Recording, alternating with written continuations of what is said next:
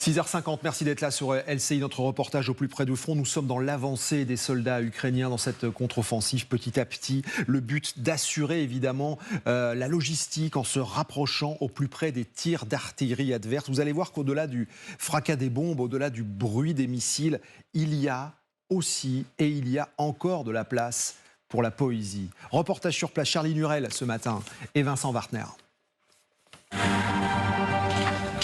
Écrire comme thérapie, du chaos naît souvent la création.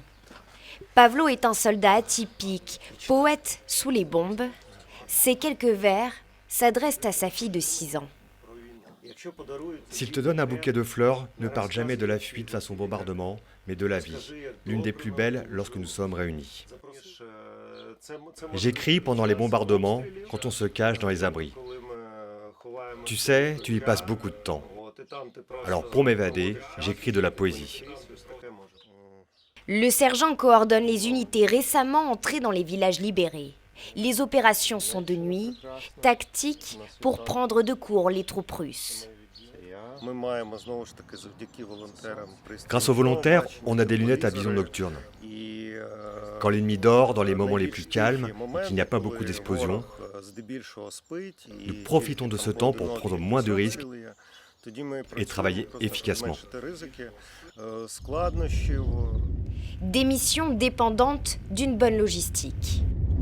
Nous nous rapprochons de la ligne de front. Il faut aller particulièrement vite sur cette route parce qu'elle fait l'objet d'attaques de la part de l'artillerie russe. Nous allons voir un conducteur de véhicules blindés. Sa mission est tout aussi importante parce qu'il permet l'exfiltration des troupes qui sont sur la ligne zéro, mais aussi des soldats blessés sur le champ de bataille.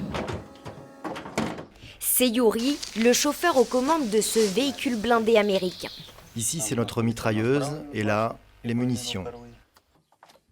Le militaire a transporté les troupes au sol dans les villages libérés, à 50 mètres des positions russes. Les premières images restent gravées.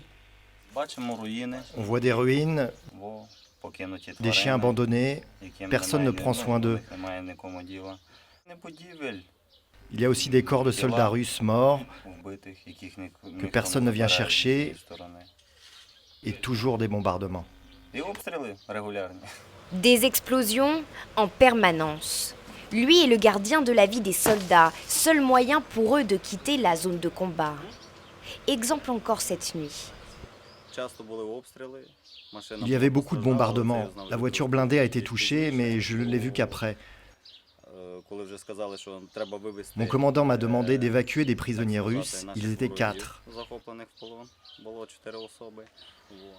Une cigarette partagée avec son frère d'armes, des moments simples mais savoureux, avant de repartir sur le champ de bataille. C'est vrai. Voilà, Charlie Nurel, Vincent Wartner, on salue également le travail d'Alexander Bensa qu'il convient évidemment de citer.